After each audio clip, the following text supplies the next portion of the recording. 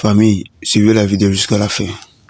Quand je vous dis que l'opposition en général, en file de tête, le PPACI, ne veut pas de la paix en Côte d'Ivoire, oui, parce qu'ils veulent proposer des propositions invraisemblables pour que le pays soit bloqué, pour que le processus de paix soit bloqué, afin qu'ils puissent créer des problèmes en Côte d'Ivoire.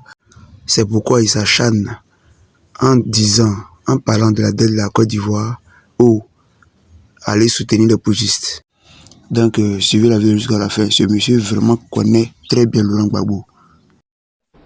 Écoutez, moi j'avoue qu'il y a un amalgame entretenu autour de ce dossier ivoirien qui me choque. C'est incroyable que à ce jour on parle encore des affaires qui datent d'avant élection.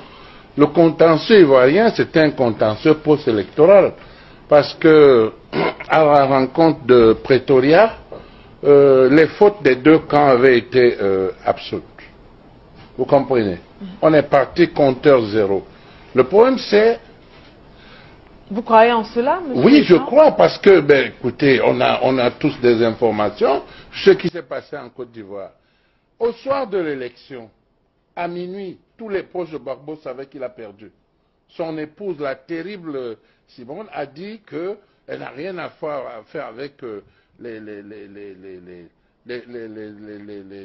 les choses de la terre. Son mari a eu le pouvoir de Dieu. C'est là où tout a dégénéré. Le professeur Mamadou Koulibaly, qui a soutenu Gbagbo à bras le corps, lui a dit: nous avons perdu, organisons une opposition républicaine. Madame Gbagbo a failli le faire assassiner. Il a dû se fuir, aller se cacher. C'est pour cela, quand vous dites qu'il est revenu alors que les conditions n'étaient pas réunies, je ne sais pas de quelles conditions vous parlez. Gbagbo a été battu à l'élection. Gbagbo n'a jamais été nationaliste. C'est un menteur. Il trompait les gens tout simplement. Il a véhiculé des idéaux qui n'étaient pas les siens. Quand mon ami Rodrigue parle de Öcalan, mais il a des idéaux véritables. Gbagbo, c'était quelqu'un d'invraisemblable, un mythomane. Gbagbo a acheté la résidence désaffectée d'Andrew Young à Atlanta pour plus de 6 milliards, à peine 2 semaines au pouvoir. C'est ça la réalité que les gens ne savent pas. Alors, moi je dis que la Côte d'Ivoire est en train de remonter la pente pour devenir un pays normal. D'ailleurs, il a fallu toute la force de Ouattara et ses relations pour que ce pays ne soit pas complètement à terre.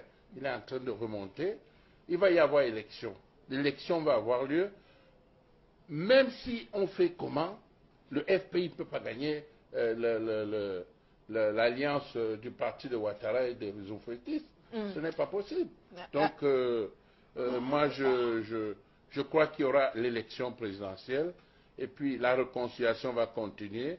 Les gens là qui s'agitent et voudraient poser des conditions déraisonnables pour bloquer le fonctionnement du pays ne pourront pas. La Côte d'Ivoire va continuer son chemin. Sans le FPI, bien sûr. Laurent Gbagbo est un imposteur. Ça, il ne pourra jamais le cacher.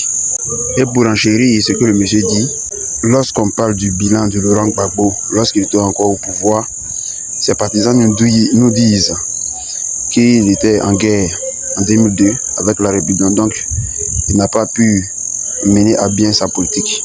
Mais moi, je vous dis, je vous donne une preuve que Laurent Gbagbo avait bel et bien le temps de bien s'occuper de la Côte d'Ivoire, du moins la partie où il gouvernait.